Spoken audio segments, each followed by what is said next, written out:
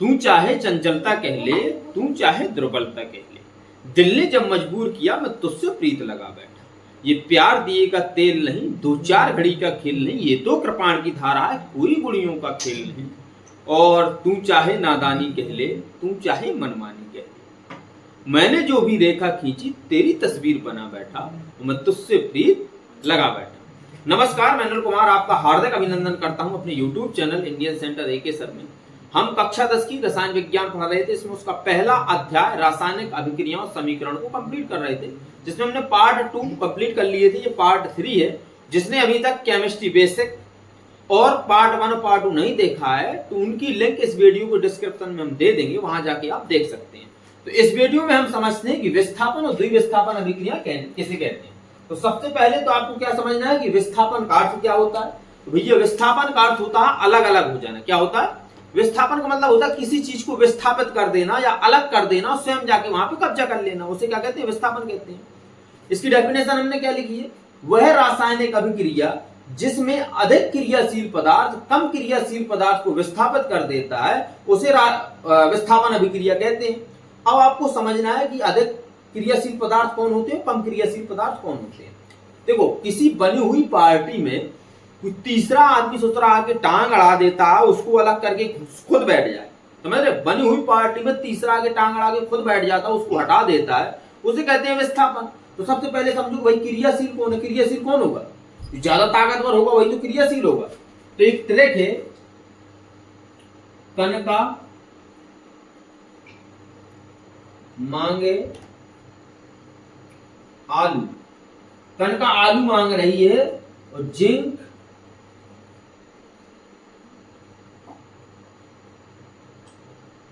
फिर भी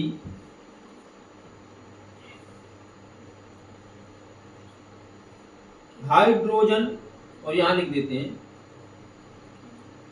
क्यों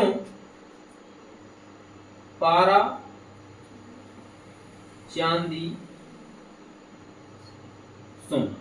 की का मतलब कनका लिखा है। की का मतलब क्या है?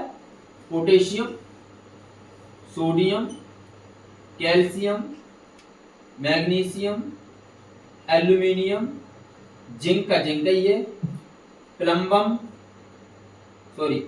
फिर का है आयरन Fe, भी का है Pb प्लम्बम, हाइड्रोजन का है H, क्यों का है Cu, पारा आप जानते हो कि Hg को कहते हैं, चांदी आपकी Ag होती है सिल्वर, और सोना आपका होता है Ag। ठीक है, ये आपके क्या थे? देखो क्रियाशील कहते हैं, ये सबसे अधिक क्रियाशील, ये उससे कम, ये उससे कम, ये उससे कम, ये उससे कम, ये उससे, ये घटता क्रम है। कौन सा क्रम है? घटता क्रम। सबसे क्रियाशील पदार्थ कौन से? धातु बोला जाता है। सबसे क्रियाशील धातु कौन सी? तो कौन सी होती है? पोटेशियम। पोटेशियम सोडियम को विस्थापित कर सकता है। अब इसके एग्जांपल समझते हैं। विस्थापन अभिक्रिया कहते कैसे भैया? एक बार और समझ लो। विस्थापन अभिक्रिया वह रासायनिक अभिक्रिया जिसमें अधिक क्रियाशील पदार्थ कम क्रियाशील पदार्थ को विस्थापित कर देता है, उसे विस्थापन अभिक्रिया कहते हैं। एग्जांपल्स देखो क्या होता है इसका। जैसे हम कहें Zn प्लस H2SO4, बेचारा H2SO4 की दोस्ती थी, प्यार था इन दोनों के बीच में, कहीं से जिंक आ गया है। अब ये पावरफुल आदमी है, क्यों? क्योंकि जिंक कहां है भैया? ये है जिंक, यहाँ पे देखो Zn, और बेचारा हाइड्रोजन कहां है? ये पीछे, तो बेचारा मरुआ आदमी है, तो ये आ गया है इस पार्टी के बीच में, तो क्या करेगा? हाइड्रोजन को विस्थापित कर देगा। क्या बन जाएगा? ZnSO4। भाई जिंक की भी कितनी संयोजकता? 2। SO4 की भी कितनी होती है? 2। तो ZnSO4 बन गया, बेचारे को H2 को कहां कर दिया? विस्थापित कर दिया। यही क्या है आपकी विस्थापन अभिक्रिया। एक और यदि आप एग्जांपल देखेंगे, यदि हम कहें कि Fe प्लस CuSO4, अच्छा FeRn देखो कहां है? ये Fe। अब तुम्हारा कापर कहां है बेचारा? कापर ये पड़ा है यहाँ पे, तो ये अधिक क्रियाशील है, ये कम क्रियाशील, क्योंकि ये कौन सा क्रम है? घटता क्रम है। पोटेशियम सबसे अधिक और सोना यहाँ पे कैसा हो जाता है? सबसे कम क्रियाशील हो जाता है। तो क्या करेगा बेचारा? इन दोनों के बीच में प्यार मोहब्बत थी, कहीं पे आयरन लोहा लेके हथौड़ा लेके आ गया, तो क्या हो जाएगा? FeSO4 प्लस Cu को कहां कर दोगे? बेचारे को Cu कहां हो गया? बाहर हो गया। ठीक, एक और आप यदि हम एग्जाम्पल देखें, यदि यहाँ पे लिखा है Cu प्लस 2AgNO3, ये क्या है? सिल्वर नाइट्रेट, ये क्या था आपका कॉपर था, तो क्या बनेगा भैया CuNO3 का उल्टा भाई। कॉपर क्या आपका अधिक क्रियाशील, देखो कॉपर ये है और आपका सिल्वर कहाँ उसके नीचे है सिल्वर, तो सिल्वर कम क्रियाशील है। कॉपर ने सिल्वर को कहां कर दिया, अलग कर दिया, चले यहां से भाग जा, तो उसको भगा दिया, तो प्लस में आपका बाहर क्या निकल जाएगा 2Ag के भाग कहां निकल जाएंगे, बाहर निकल जाएंगे। ये तीनों एग्जांपल्स थे, आपको 2 एग्जांपल याद रख लो, बढ़िया से लिख दो, नंबर पूरे मिलेंगे आपको, कोई दिक्कत नहीं है। ये क्या था, आयरन था CuSO4 कॉपर सल्फेट, ये आपका कॉपर था, ये क्या था सिल्वर नाइट्रेट था। सिल्वर नाइट्रेट यहाँ पे एक देखो क्या बन गया, क्यूप्रिक नाइट्रेट, क्या बना है क्यूप्रिक नाइट्रेट, और सिल्वर कैसी हो गई है बेचारी, विस्थापित हो गई है। ये थी आपकी विस्थापन अभिक्रिया। वह रासायनिक अभिक्रिया जिसमें अधिक क्रियाशील पदार्थ कम क्रियाशील पदार्थ को विस्थापित कर देता है, समझ रहे हैं, वह रासायनिक अभिक्रिया जिसमें अधिक क्रियाशील पदार्थ कम क्रियाशील पदार्थ को विस्थापित कर देता, उसे विस्थापन अभिक्रिया कहते हैं। तो ये विस्थापन अभिक्रिया थी। अब हम आपको समझा रहे हैं कि द्विविस्थापन अभिक्रिया किसे कहते हैं, तो उसे पहले हम लिख लें, इसके बाद आपको समझा देते हैं।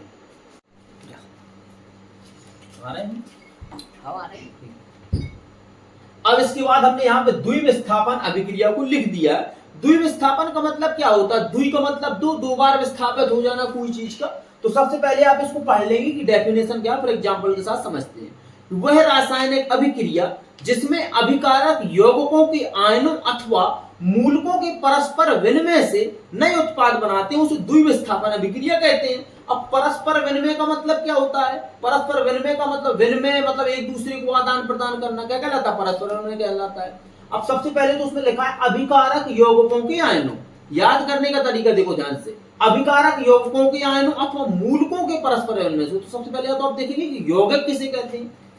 हमने यहाँ पे एक चीज लिख दिया NaCl, ये क्या है, ये यौगिक है, क्या है ये यौगिक। अब आपको पता है कि यौगिक हमेशा एक या तो धनायन होगा या ऋणायन, दोनों साथ में मिलकर बनता है। भाई आयन कितने प्रकार के होते, 2 प्रकार के होते, धनायन एक होता, ऋणायन, ये आपको पता है पहले से। ये NaCl क्या था, यौगिक था। अब आपका बल्ब समझ लो, बल्ब है आपका, बल्ब कैसे चलेगा, एक धन वाला तार लगाएंगे, एक ऋण वाला तार लगाएंगे तभी तो चलेगा। एक कैथोड होगा, एक आपका क्या होगा एनोड। ऐसा नहीं कि कैथोड घात दिया तो जल गया, ऐसा नहीं हो सकता ना। तो अब इसमें देखो Na आपका क्या है पॉजिटिव, Cl क्या है नेगेटिव, यानी कि Na क्या है धनायन, Cl क्या है ऋणायन। अब आदान प्रदान, ये क्या यौगिक अभिकारक यौगिकों के आयनों, आयन क्या है धनायन ऋणायन, अभिकारक यौगिकों के आयनों अथवा मूलकों, यही मूलक यही होते हैं, अथवा मूलकों के परस्पर विनिमय से। यदि यहाँ पे हम कह दें कि यहाँ पे साथ में H2O होता, तो H2O का मतलब क्या भैया, कह दो भैया H2O का मतलब होता है H पॉजिटिव OH नेगेटिव। अब यहाँ पे H2O NaCl से कहता है, ऐसा करो Na को कहता तो Na हमारा OH ले लो, तो सोडियम ने OH भकाक से ले लिया। अब NaCl ये Cl NaCl कह रहा है ऐसा कर भैया, H को कह रहा है तुम हमारा Cl ले ले, परस्पर विनिमय हो गया। Na पॉजिटिव था, OH कैसा है नेगेटिव है, H पॉजिटिव है, Cl कैसा है नेगेटिव है, आयनों का हो गया आदान प्रदान। अब बढ़िया से एग्जांपल इसी का हम समझा देते हैं, ध्यान से समझ रहे इस चीज को। यदि यहाँ पे आपका लिखा है एक एग्जांपल हम देते हैं, एग्जांपल से इसका NaCl प्लस H2। अच्छा एक दिन हमने बताया था जब रासायनिक अभिक्रिया हम पढ़ा रहे थे, उसमें हमने आपको समझाया था इस चीज को। यदि कोई रासायनिक अभिक्रिया दे दी, आपको कैसे पता चलेगा कि आगे क्या बनने वाला है, तो आप क्या करते थे भाई, इसमें अच्छे समझ लेते हैं। Na पहले हम समझा देते हैं, Na क्या है आपका पॉजिटिव, Cl क्या है आपका, ये Na धनायन Cl ऋणायन, H2O में H धनायन OH ऋणायन। डेफिनेशन क्या थी, फिर जाओ उसी पे, याद करना है तो फिर उसी पे जाना पड़ेगा हमें। वह रासायनिक अभिक्रिया जिसमें अभिकारक यौगिकों के आयनों अथवा मूलकों के परस्पर विनिमय से, परस्पर, अब देख रहे हैं एक दूसरे को ये कैसे एक दूसरे को आदान प्रदान करते हैं, परस्पर विनिमय से नए उत्पाद बनाते हैं, उसे द्विविस्थापन अभिक्रिया कहते हैं। तो देखो OH क्या H2O जो जल था, ये NaCl से क्या कह रहा भैया, ये Na को कह रहा हमारा OH ले लो, तो इसने क्या किया धनायन था OH ले लिए ऋणायन ले लिए, बोल ठीक हम ले लेते हैं। अब OH कह रहा है, अब जल कह रहा है, OH कह रहा है हमारा H पॉजिटिव, तो बचा हम तो अकेले हो गए, कैसा हो गया, H कह रहा हम तो अकेले हो गए, NaCl में कैसे अकेले हो गया, हम तुम्हें Cl दे देते हैं। तो ये पॉजिटिव था तो NaCl ने क्या दे दिया इसको, Cl दे दिया। अब बन क्या गया, यहाँ पे तो NaCl था, ये OH यानी कि सोडियम हाइड्रोक्साइड प्लस HCl। इससे आपको ये वाला नहीं लिखना है। आप जब एग्जाम्पल किसी को समझाएंगे तो ये मत लिख देना, ये हमने आपको समझाया है कि यौगिकों के परस्पर आयन क्या होते हैं, तो ये यौगिकों के आयन है आपके, ये मत लिख देना। ये लिखना एग्जाम्पल्स ये है कि NaCl प्लस H2O इन दोनों ने परस्पर आयनों को एक दूसरे को दे दिया। तो सोडियम क्लोराइड था, ये क्या था आपका, जल था, नाम लिखते इसके, ये है आपका सोडियम क्लोराइड, सोडियम क्लोराइड। तो ये आपका क्या था, जल। अब Na क्या लिया, Na ने जल का OH ले लिया था और हाइड्रोजन ने NaCl का Cl ले लिया था, तो ये आपका क्या बन गया, सोडियम हाइड्रोक्साइड, सोडियम हाइड्रोक्साइड। तो ये आपका क्या बनेगा, हाइड्रोक्लोरिक अम्ल। ये आपका हाइड्रोक्लोरिक अम्ल बन गया, ये आपका सोडियम हाइड्रोक्साइड बन गया। ये होता यौगिकों के परस्पर आयनों के परस्पर विनिमय से।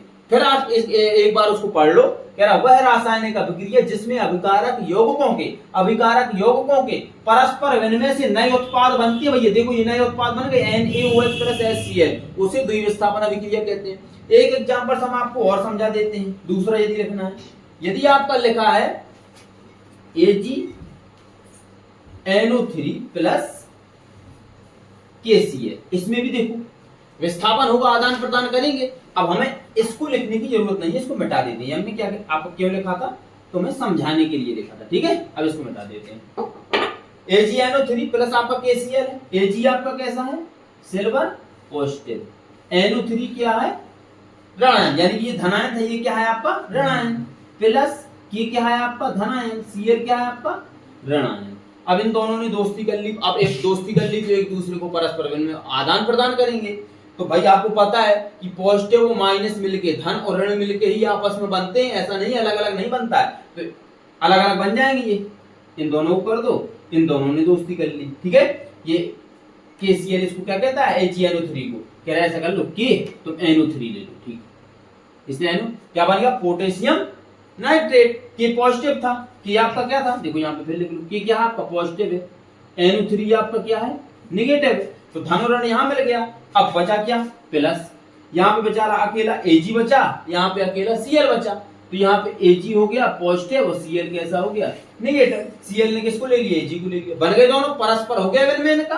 अब यहाँ पे हम आपका बन क्या रहा, KNO3 प्लस AgCl। ये था यौगिकों के परस्पर विनिमय से नए उत्पाद बन गए, यौगिकों के परस्पर विनिमय से नए उत्पाद बन गए। इसे क्या कहते हैं, द्विविस्थापन अभिक्रिया। अच्छे से आप समझ लेना, आपको वादा करते हैं याद हो जाएगा, समझना है बहुत ध्यान से कि क्या कह रहा है। वो कह रहा वह रासायनिक अभिक्रिया जिसमें अभिकारक, अभिकारक क्या थे, रासायनिक अभिक्रिया में भाग लेने वाले पदार्थ क्या कहलाते, अभिकारक, जिसमें अभिकारक के यौगिकों के अथवा मूलकों के परस्पर विनिमय से, यौगिक क्या है, यही तो यौगिकों के आयनों अथवा मूलकों के परस्पर विनिमय से क्या बनते, नए उत्पाद बनते। तो ये नए उत्पाद बन गए, उसे द्विविस्थापन अभिक्रिया कहते हैं, ठीक है। तो ये आपके दो एग्जांपल्स थे, इसको लिखने की जरूरत नहीं थी, तो ये हमने क्या कर दिया, मिटा दिया।